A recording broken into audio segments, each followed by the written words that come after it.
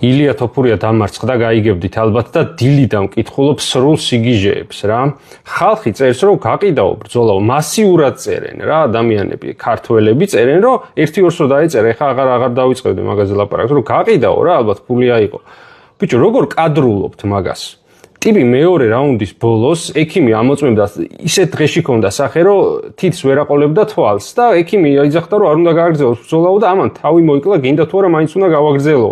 ანუ ესეთ დონეზე იყო მონდომებული, რომ ბოლომდე ბოლო სისხლის წვეთამდე ებრძოლა და თქვენ ვიღაცეები ტატო ბაციკაძეს დავესესხები, ნუცუბიძეზე წამოკოტრიალებული გოგები წერთ, რომ ამან გაყიდაო და ფული აიღო და ტრამპს კოჭი გაუგორაო. ბიჭო, ნორმალურები ხართ? აი მაგას ადამიანს ჯობია, დარწმუნებული ვარ, ურჩევნია დაუძახოთ, რომ ავი ცუდი სპორტსმენი ხარ და აი გაჯობა და რაღაც. ვიდრე ის რომ ამხელა შეურაცხყოფას აყენებთ, რომ გაყიდაო, ამაზე დიდი შეურაცხყოფა სპორტსმენისთვის არაფერი არ არის აბსოლუტურად. არაფერი საერთოდ. ტიპი არის ალბათ ყველაზე ცნობილი და წარმატებული ქართველი ხვიჩა კვარაცხელიას შემდეგ, ან ხვიჩა კვარაცხელიასთან ერთად რა.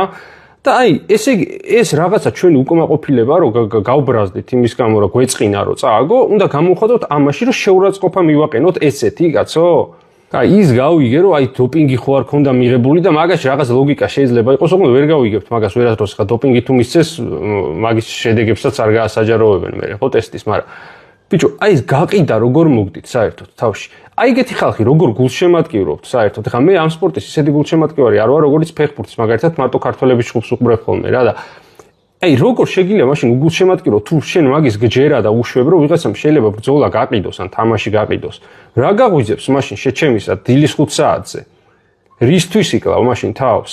თუ მაგის გჯერა და მაგას უშვებ. არა ხართ რა მართლა ზოგიერთი ნორმალურები ამ ქვეყანაში და აი გაზრი მაწვალებს. უბრალოდ აი რამდენი ხართ რა ეს არანორმალურები, რომ აი იმედია ძალიან დიდ უმცირესობაში ხართ, მაგრამ რა ვიცი მასიურად წერს ამ სიგიჟეს ხალხი და რა გვჭირს მართლა ქართველებს ეგეთი აი ვეღარ გავიგე ხანდახან გონია ხოლმე რომ მართლა იმაზე უკეთესი ხელისუფლებები ყავს ვიდრე ვიმსახურებთ რა.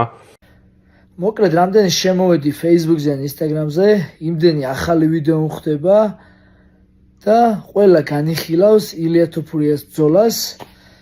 და აი სასწაული ვერსიები მოვისმინე.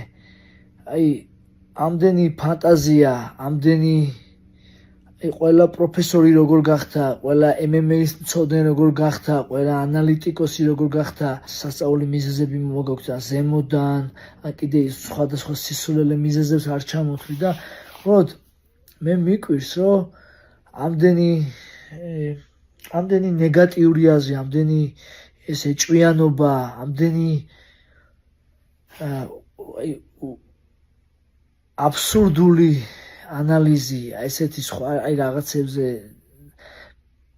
აი ხო და აი ბროდ ჩვენ მებრძოლები ვართ, როგორც მოგებისთვის ვართ მზად, ისე ვიცით რომ შეიძლება დავმარცხდეთ ერთი დარტყმა, ერთი არასწორი მოძრაობა, ერთი პატარა ნიუანსი ცვლის ბევრ რამეს და ეს სპორტია, კი არის ბრძოლა, მაგრამ სპორტია და დარწმუნებული ვარ, ყველას გაქვს რაღაცა სპორტული გამოცდილება ამ ფეხბურთში, ყოველთვის ვერ გაიტანგოს, ყოველთვის ვერ მოიგებს, შეიძლება ერთ ადამიანს რაღაცაში უგებ, რაღაც კონკრეტულ შეიძლება 10 ჯერ მოუგო, მაგრამ სადღაც ერთხელ მაინც შეიძლება დაგამარცხოს რა და კიდე 1000 ნიუანსები არ, ამათ შეიძლება განაპირობოს ბრძოლა და ესე შემდეგ და არ ვიცი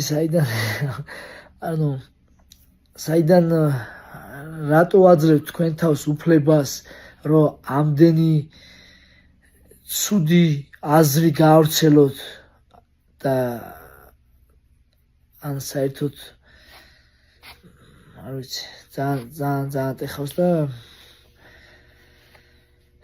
რა გითხრათ რა, მოკლედ მე ვამაყობ ილიამ ძალიან ბევრი შეძლო არაფრისგან და მალე მარტი წყალობით დაბრუნდება, თავი მალე გამოჯამთელება და ისევ გააგრძელოს მოგების სერიებს რა და ეს სპორტია კიდევ ვიძახი, წაგებაც სამწუხაროდ სპორტის ნაწილია და მიხილავთ უფრო ძლიერს და უფრო მაგარს ილია თოფურიას. და ბოლოს მინდა მადლობა გადაგიხადოთ ყველა იმ ქართველს, ვინც გულშემატკივრობთ საქართველოს, ვინც გულშემატკივრობთ ქართულ სპორტს, წაგების დროსაც და მოგების დროსაც ერთნაირად გიხარიათ და ერთნაირად ტკივოთ. წარმატებები ყველა ქართველს, წარმატებები ჩვენ ქვეყანას.